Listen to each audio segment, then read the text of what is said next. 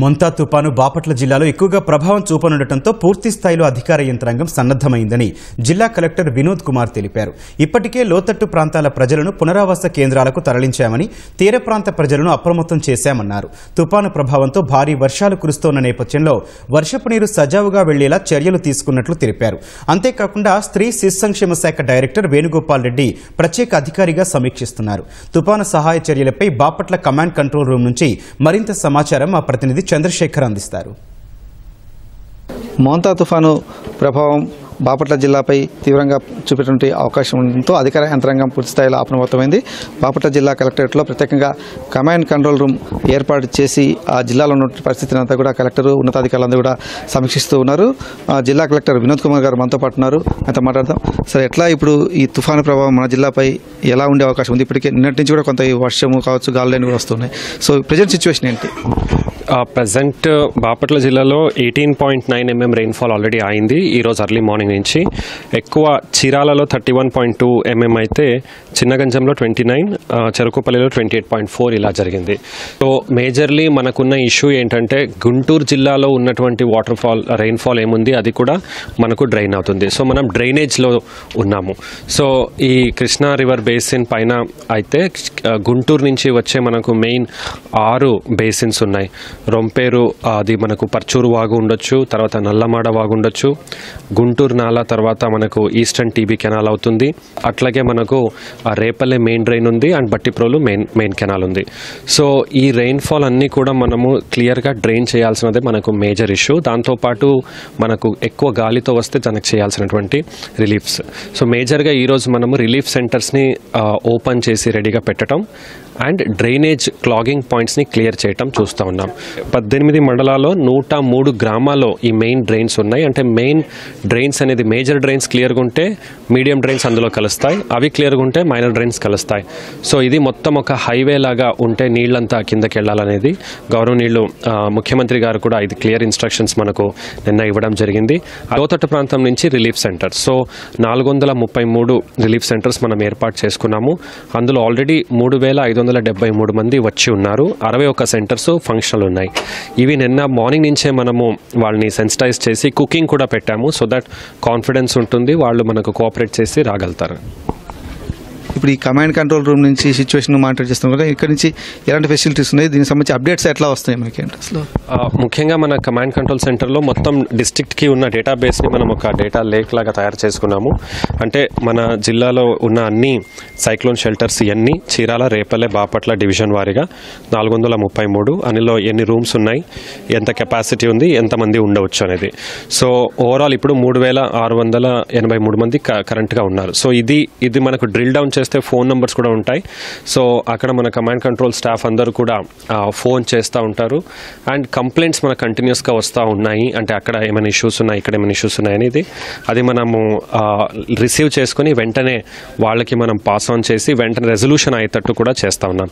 ఈ డేటాబేస్ కూడా మనము ఎప్పటికప్పుడు ప్రజలకు కూడా తెలియచేయడానికి మీడియా వాళ్ళ సహకారం కూడా మనం తీసుకుంటున్నాము. సో ఇక్కడ మనకు చూసుకుంటే 7 అవుట్లెట్స్ ఉన్నాయి. ఒకటి బట్టిప్రోలు మెయిన్ డ్రైన్ సముద్రానికి కలిసేది, నెక్స్ట్ రేపల్లె మెయిన్ డ్రైన్ సముద్రానికి కలిసేది, so eastern Tungabhadra drain, Nallamada drain, Parchur వాగు, ఈ స్ట్రైట్ కట్ ఒకటి, రొంపేరు రైట్ ఆర్మ్ ఒకటి. సో ఇక్కడి నుంచి మనం బ్యాక్వర్డ్ ప్లానింగ్ చేసుకుంటున్నాము. ఇవన్నీ కూడా క్లియర్గా ఉండాలి. తర్వాత దీనికున్న మీడియం డ్రైన్స్ క్లియర్గా ఉండాలి.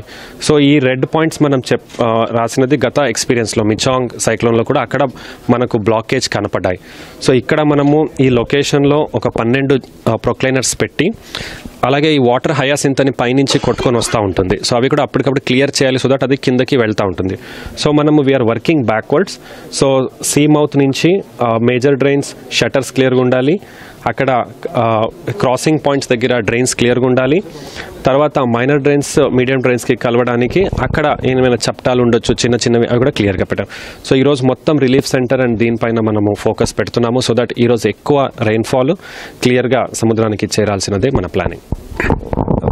విండ్ స్పీడ్ కూడా 90 to 100 కిలోమీటర్స్ అన్నట్టుగా చూపిస్తూ ఉంది వాతావరణ శాఖ. సో ఆ సమయంలో ప్రజలకు ఇచ్చేటువంటి సూచనలు ఏంటి? అక్కడ మత్స్యకార గ్రామాలు కావచ్చు, తీర ప్రాంతాల ప్రజలు కావచ్చు, వీళ్ళు ఎలా అలర్ట్ చేశారు? మనం యంత్రాంగం అంతా ఎలా మొబిలైజ్ అయింది అక్కడ? మన జిల్లాలో అన్ని రకాల బోట్స్ చూస్తే 2483 బోట్స్ ఉన్నాయి. 2 days బ్యాకే వాళ్ళు వచ్చి వాళ్ళ గ్రామాలు చేరుకున్నారు. ఎందుకంటే గత 4 రోజుల నుంచి మన హెవీ రెయిన్స్ అనేది ఆ ఎఫెక్ట్ ఉంది కాబట్టి ఎవరు కూడా సముద్రంలో వేటానికి వెళ్ళలేదు. నిన్న ఈరోజు రేపు 3 రోజు schools, government, private, colleges, nurseries, coaching class, hostels అన్నీ కూడా సెలవు ఇవ్వడం జరిగింది. ఏ హాస్టల్స్లో వాళ్ళు ఉండడానికి సౌకర్యాలు బాగున్నాయి అక్కడ ఉంచుతా ఉన్నాము.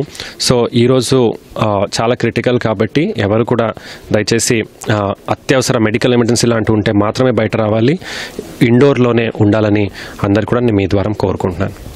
మనతో పాటు బాపట్ల జిల్లా ప్రత్యేక అధికారి అలాగే women and child welfare director. Sir, ఇట్లా జిల్లాలో అంటే అంగన్వాడీ సెంటర్స్ కానీ మన ఉమెన్ చైల్డ్ వెల్ఫేర్ సంబంధించి కానీ మొత్తం రాష్ట్ర వ్యాప్తంగా కూడా సిచ్యువేషన్ ఏంటి, మన డిపార్ట్మెంట్ నుంచి ఏం యాక్షన్ ప్లాన్ ఉందో దానికి సంబంధించి? రాష్ట్ర వ్యాప్తంగా మనకి 55,746 అంగన్వాడీ కేంద్రాలు ఉన్నాయి. అందులో ముఖ్యంగా ఈ సైక్లోన్ కోర్స్ బట్టి 19 డిస్ట్రిక్ట్స్లో ఆర్టీజీఎస్ ఇస్తున్నటువంటి డేటా ప్రకారం అందులో ఉన్నటువంటి ప్రతి అంగన్వాడీ కేంద్రాన్ని ఒక సచివాలయంతో మ్యాప్ చేశాం. అక్కడ ఉన్నటువంటి ప్రెగ్నెంట్ విమెన్, ముఖ్యంగా 7 days అండ్ బిలో 7 days ఉన్న ఎక్స్పెక్టెడ్ డేట్ ఆఫ్ డెలివరీ ఉన్న వాళ్ళందరినీ కూడా ఇమీడియట్గా మనం హాస్పిటల్స్కి షిఫ్ట్ చేస్తున్నాం. So entire machinery is on that. దాంతోపాటుగా ప్రతి జిల్లా కలెక్టర్ల ఆధ్వర్యంలో ఎక్కడైతే పునరావాస కేంద్రాలు ఏర్పాటు చేస్తున్నామో, షిఫ్ట్ చేస్తున్నామో అక్కడ ఒక తప్పనిసరిగా WCD నుంచి ఒక ఆఫీసర్ని ఇన్ఛార్జ్ కూడా మనం పోస్ట్ చేయడం జరిగింది. నిన్నటి నుంచి 4 days అంగన్వాడీ కేంద్రాలన్నిటికీ కూడా సెలవులు ఇచ్చాం. పిల్లలు ఎవరు సెంటర్స్కి వెళ్ళొద్దు అని స్పష్టంగా. అయితే ఆ సందర్భంలో వాళ్ళకి మిల్క్, ఎగ్ ఇంటరప్షన్స్ కూడా లేకుండా అది ఇంటికి సప్లై చేయమని కూడా ఇన్స్ట్రక్షన్స్ ఇవ్వడం జరిగింది. ప్రభుత్వపరంగా అంగన్వాడీ కేంద్రాలకు సంబంధించి తీసుకోవాల్సిన జాగ్రత్తలు తీసుకుంటూ అట్లనే కొన్ని చైల్డ్ కేర్ ఇన్స్టిట్యూషన్స్ ఉంటాయి మనకి. అక్కడ ఉండే పిల్లలకు కూడా ఇబ్బందులు లేకుండా ఆల్రెడీ మెషినరీని అందరినీ కూడా అలర్ట్ చేయడం జరిగిందండి. Thank you.